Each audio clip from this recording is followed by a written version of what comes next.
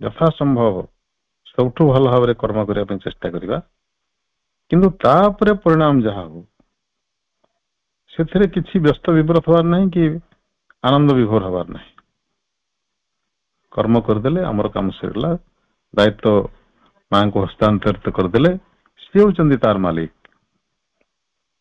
ପରିଣାମ ଉପରେ ତାଙ୍କର ଅଧିକାର, ସୁଖୀ ଦୁଃଖୀ ହେବାର ତାଙ୍କର କାମ। ମୁଁ ମୋର କାମ ସାରିଲି।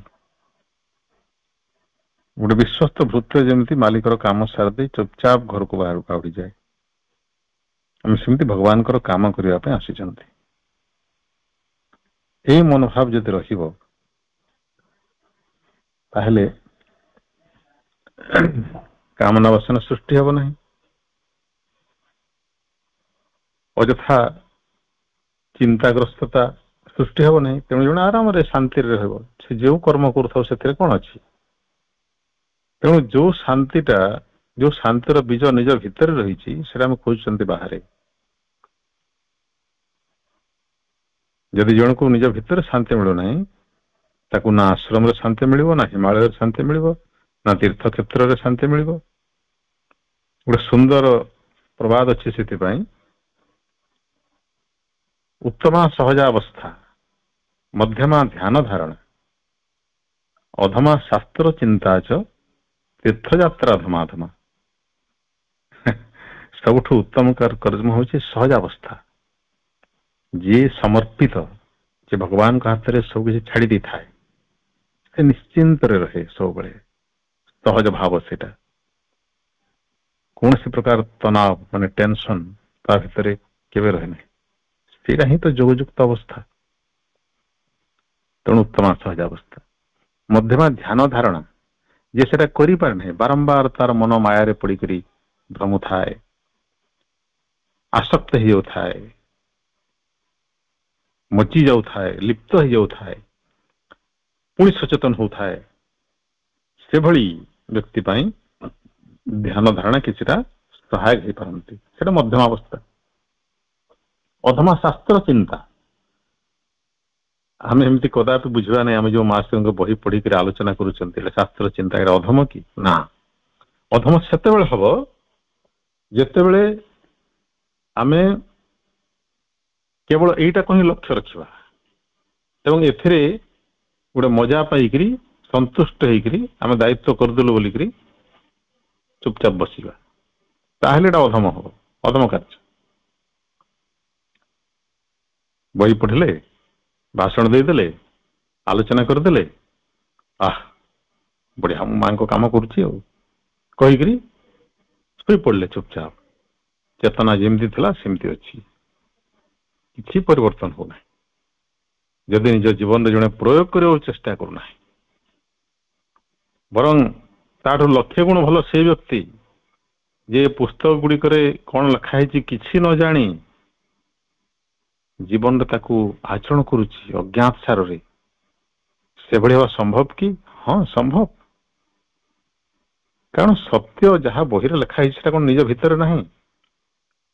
ଯେ ଜିଜ୍ଞାସୁ, ଯେ ସତ୍ୟର ସନ୍ଧାନୀ, ତାକୁ ଭଗବାନ କୌଣସି ନା କୌଣସି ପ୍ରକାର ଜ୍ଞାନ ଦିଅନ୍ତି ଏବଂ ଯେହେତୁ ସେ ଗ୍ରହଣଶୀଳ ହେଇଥାଏ,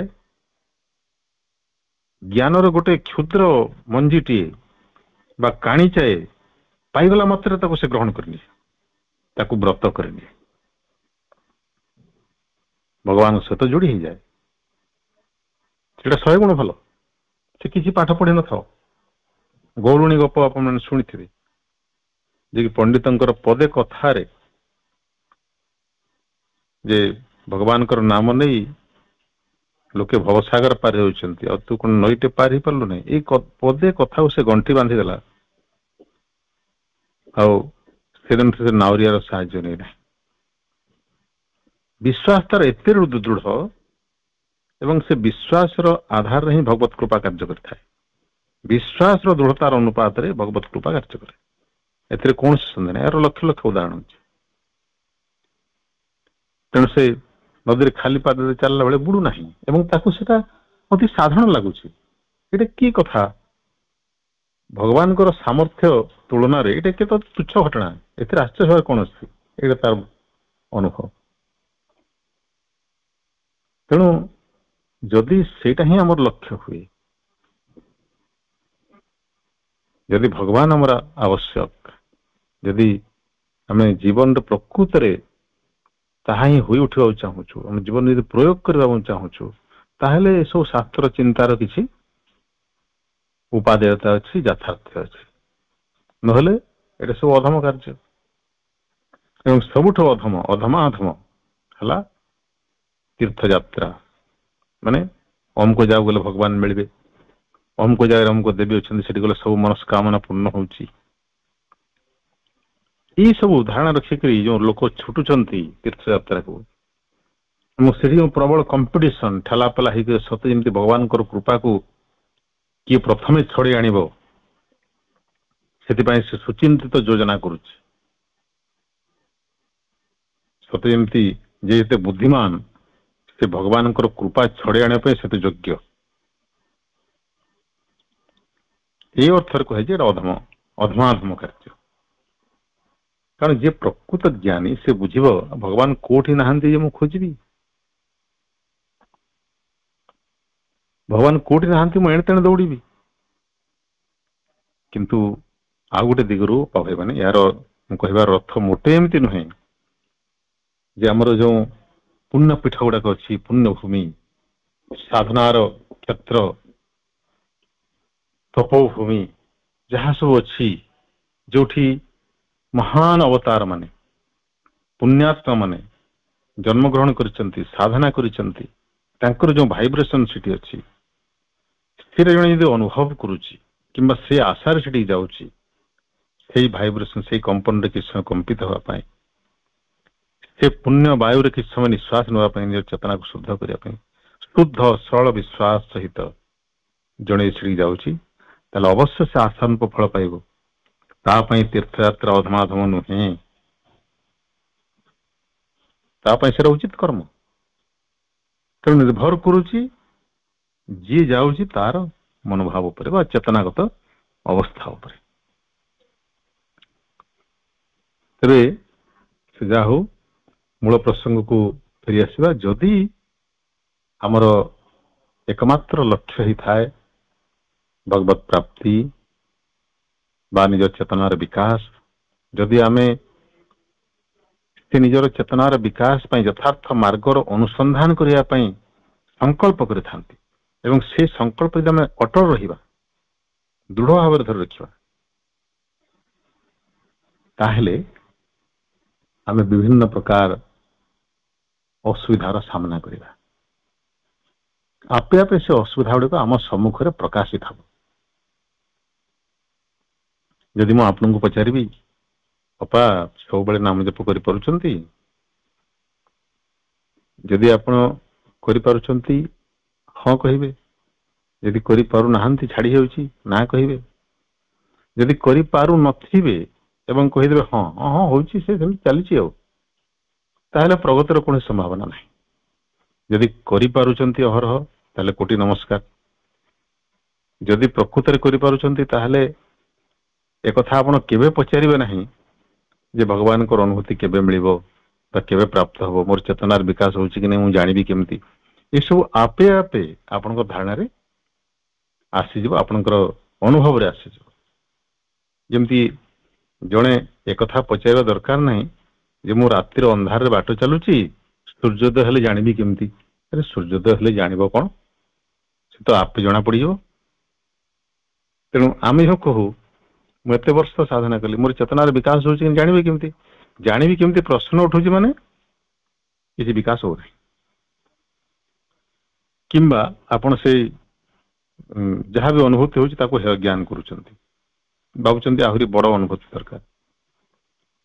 ସାଧନାର ଅନୁପାତରେ ଛୋଟ ବଡ ଅନୁଭୂତି ଆସିବ, ସିଦ୍ଧି ଆସିବ, ଏଥିରେ କୌଣସି ସନ୍ଦେହ ନାହିଁ। ଯଦି ସାଧନା ହଉଛି ତାର ପରିଣାମ ହଉଛି ସିଦ୍ଧି। ସିଦ୍ଧି ଯଦି ଆସୁନାହିଁ, ତାର ଏକମାତ୍ର କାରଣ, ସ୍ପଷ୍ଟ କାରଣ ଯେ ସାଧନା ଠିକ ଭାବରେ ହଉନାହିଁ। ଏବଂ ସାଧନା କଣ ଆମେ ଜାଣିଲେ, ଯଦି ଲକ୍ଷ୍ୟ ବିଷୟରେ ଆମେ ସଚେତନ, ତାହେଲେ ସେ ଲକ୍ଷ୍ୟରେ ଦୃଢ ରହିବା। ସ୍ଥିର ଅପ୍ରତିହତ ଆସ୍ପୃହା ବୋଲି କହିଲେ, ତାକୁ କଦାପି ଭୁଲିବା ନାହିଁ ଗୋଟେ ମୁହୂର୍ତ୍ତ ପାଇଁ ବି, ସେଇ ସଂକଳ୍ପ ଦୃଢ ରହିବା। ଦେଖିବା ଯେ କଣ କଣ ବାଧା ବିପତ୍ତି ସବୁ ଆସୁଛି, ଅସୁବିଧା କଣ ହଉଛି, କାହିଁକି ମୁଁ ସବୁବେଳେ ସ୍ମରଣ ରଖିପାରୁନାହିଁ। ଏବଂ ସ୍ମରଣ ନ ରଖିଲେ ତ ସମର୍ପଣ ହେବା ସମ୍ଭବ ନୁହେଁ। ସ୍ମରଣ ରଖିଲେ ସିନା ସମର୍ପଣ କରିବି। ଯଦି ସ୍ମରଣ ରଖିବି ନାହିଁ, ସେଇ ସମର୍ପଣ କରିବା ପାଇଁ ସ୍ମରଣ ରଖିବା ଦରକାର। ପ୍ରତ୍ୟେକ କାର୍ଯ୍ୟକୁ, ପ୍ରତ୍ୟେକ ଅନୁଭବକୁ ମତେ ଭଗବାନଙ୍କୁ ଦେବାର ଅଛି। ଏଇଟା ମୋର ନୁହେଁ, ତୁମର ପ୍ରଭୁ। ଏଇଟା ମୋର ଚିନ୍ତା ନୁହେଁ, ତୁମର। ମୋର ଏ ପ୍ରାଣିକ ଆବେଗଟା ଆସୁଛି, ଏଇଟା ମୋର ନୁହେଁ, ଏଇଟା ତୁମର। ମତେ ଗୋଟେ ସ୍ୱାଦ ଅନୁଭୂତି ହେଲା, କି ସୁଗନ୍ଧ ଅନୁଭୂତି ହେଲା, କି ସୁକୋମଳ ସ୍ପର୍ଶ ଅନୁଭୂତି ହେଲା, ଏଟା ମତେ ହେଉନାହିଁ, ଏଟା ତୁମକୁ ହଉଛି। ମୋର ଅହଂର ସେ ଭୁଲ ଧାରଣା ଯେ ଏଇଟା ସେ ନିଜେ ଭୋଗ କରୁছে ବୋଲି, କିନ୍ତୁ ପ୍ରକୃତରେ ଭୋକ୍ତା ହଉଛି ଏକମାତ୍ର ତୁମେ। କେବଳ ତୁମେ ପ୍ରଭୁ, କେବଳ ତୁମେ, ମୁଁ ନାହିଁ। ଏଇ ଯୋଉ ଅଭ୍ୟାସ, ଏଥିରେ ଲାଗି ରହିବାଟା, ସେଟା ହଉଛି ଆମର ଆସ୍ପୃହା। ଯାହା ପୂର୍ବ ଅଧିବେଶନରେ ଆମେ ଏ ବିଷୟରେ ଆଲୋଚନା କରିଥିଲେ। ସେ ଲାଗି ରହିବାଟା ଆସ୍ପୃହା, ଏବଂ ସେ ଲାଗି ରହିବା କାମଟା ଯଦି ବାରମ୍ବାର ଯଦି ଭାଙ୍ଗୁଥାଏ, ବାରମ୍ବାର ଯଦି ଡିସକନେକ୍ଟେଡ ହଉଥାଏ, ବିଚ୍ଛିନ୍ନ ହେଉଥାଏ, ଯେମିତି ଆମେ ନିଆଁଟିଏ ଜାଳିଦବା, କିଛି ସମୟ ପରେ ପୁଣି ବନ୍ଦ କରିଦବା, ପୁଣି ଜାଳିବା, ପୁଣି ବନ୍ଦ କରିଦବା, କେତେବେଳେ ପାଣି ଫୁଟିବ କୁହନ୍ତୁ?